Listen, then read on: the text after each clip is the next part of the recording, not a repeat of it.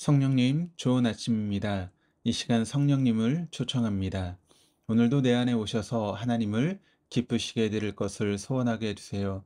오늘 말씀을 통해 구체적으로 무엇을 해야 할지 깨닫게 해주세요. 깨달은 것을 삶 속에서 실천할 수 있도록 도와주세요.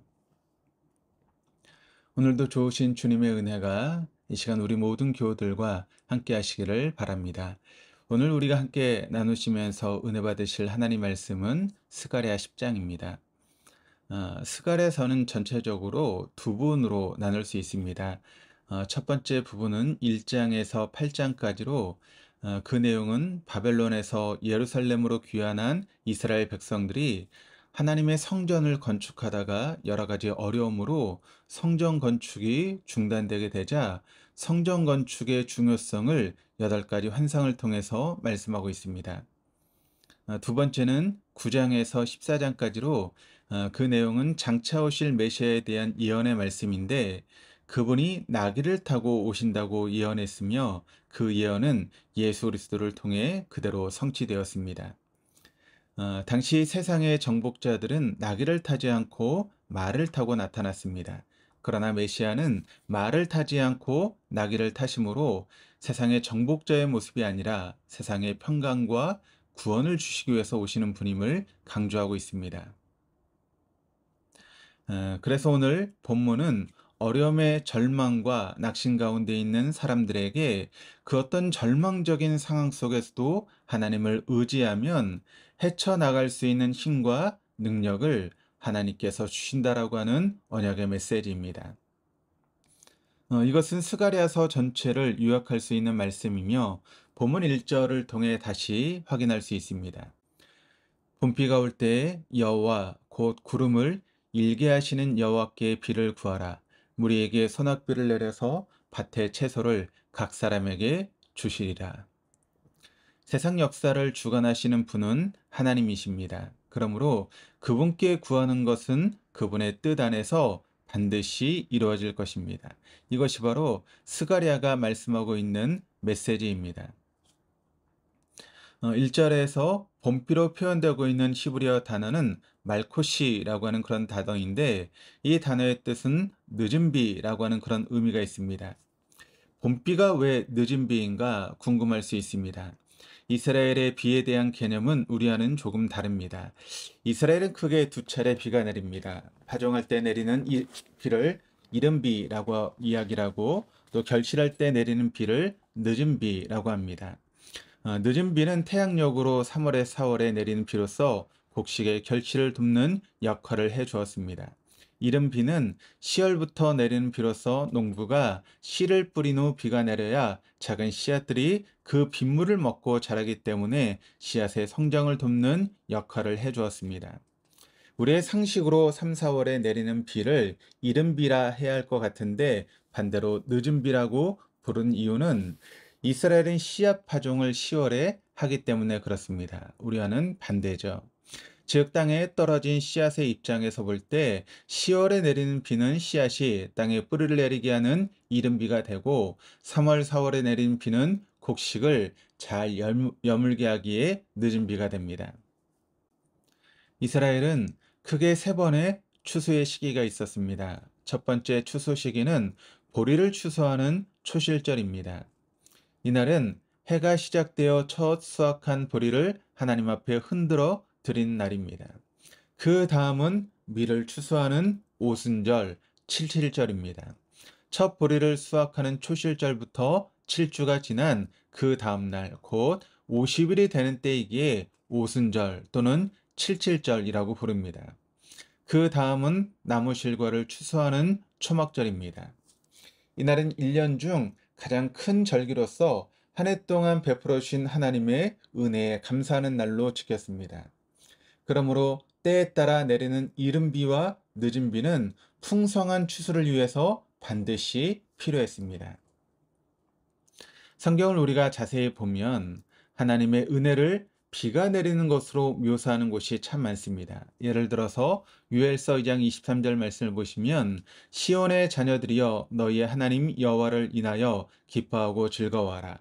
저가 너희에게 이른 비를 적당히 주시고 너희를 위하여 비를 내리시니 비니 곧 이른 비와 늦은 비가 전과 같음이로다.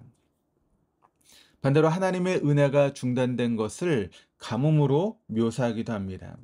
북왕국 이스라엘의 아합 왕 때에 3년 반 동안 비가 내리지 않았습니다. 그 이유는 아합 왕이 우상 숭배를 했기 때문이었습니다.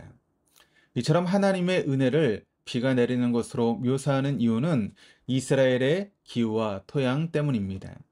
이스라엘의 토양은 석회암, 현무암, 누비사암이 풍화와 산화작용을 거쳐서 만들어졌습니다. 이들 토양은 점성이 강해서 비옥한 농경지를 이루고 있지만 문제는 물입니다.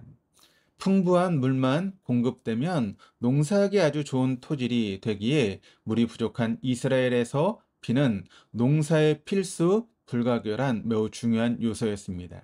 그래서 하나님의 은혜를 비로 묘사하곤 했습니다. 1절을 보면 봄비가 올 때 하나님께 비를 구하면 소낙비를 내려주심으로 밭의 채소를 풍족히 수확하게 될 것이다 라고 말씀하셨습니다. 비를 구하라 라고 하는 말씀은 하나님의 은혜를 구하라고 하는 의미입니다.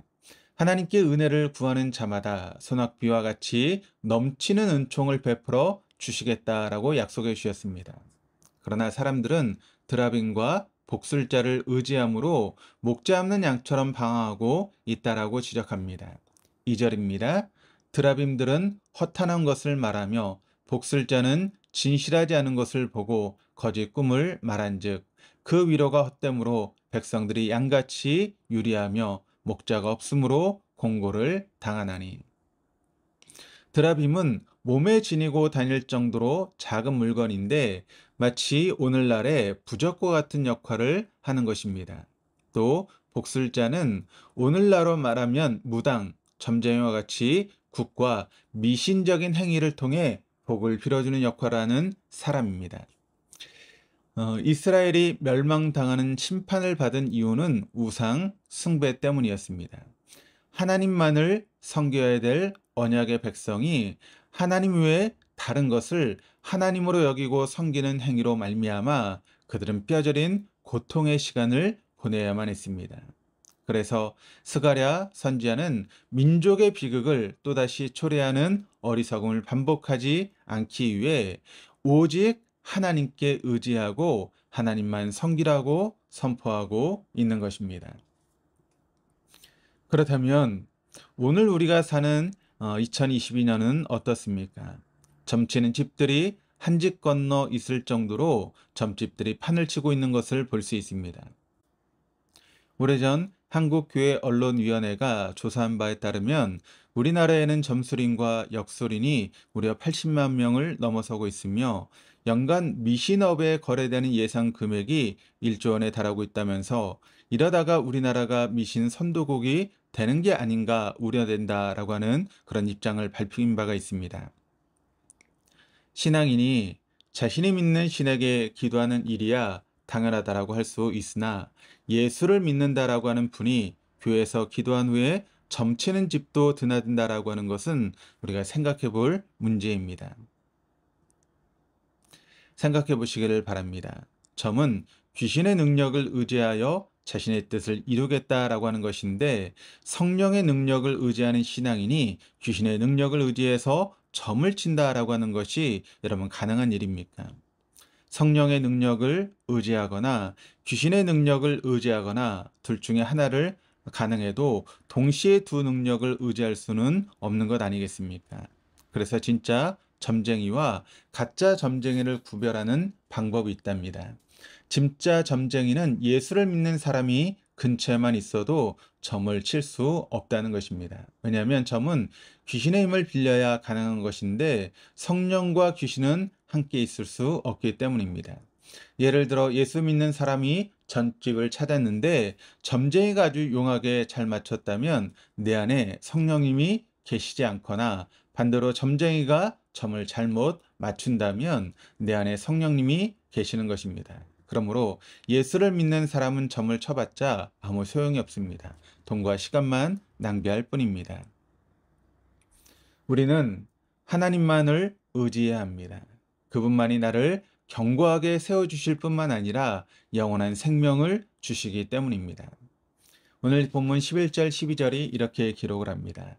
내가 그들이 고난의 바다를 지나갈 때에 바다 물결을 치리니 나일의 깊은 곳이 다 마르겠고 아수르의 교만이 낮아지겠고 애굽의 규가 없어지리라. 내가 그들로나 여호와를 의지하여 견고하게 하리니 그들이 내 이름으로 행하리라. 나 여호와의 말이니라. 하나님은 우리를 사랑하시기에 고난의 바다를 지나가게 하십니다. 우리가 잘못할 때에 그냥 내버려 두시는 것이 아니라 사랑하시기에 때로는 징계하십니다.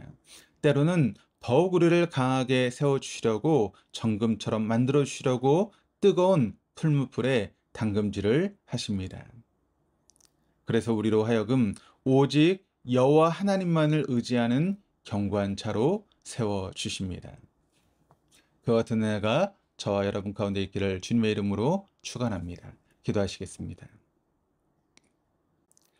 좋으신 하나님, 세상의 드라빔과 거짓 복술자의 현혹되는 어리석음에 빠지지 않게 하시고 오직 전능하신 하나님만을 의지하는 신실한 신앙인으로 세워주시옵소서. 때로는 고난의 바다를 지날지라도 그 가운데 함께 하시는 하나님을 바라봄으로 더욱 견고한 신앙인으로 다듬어지게 하여 주옵소서. 우리나라에 닥치고 있는 태풍 흰남노로 인해서 어려운 가운데 있습니다. 하나님의 은혜 가운데 이 태풍을 잘 이기게 하시고 피해를 당한 모든 사람들에게 하나님의 은혜가 부어질 수 있도록 인도하여 주옵소서. 감사드리며 예수 그리스도 이름으로 기도드립니다. 아멘.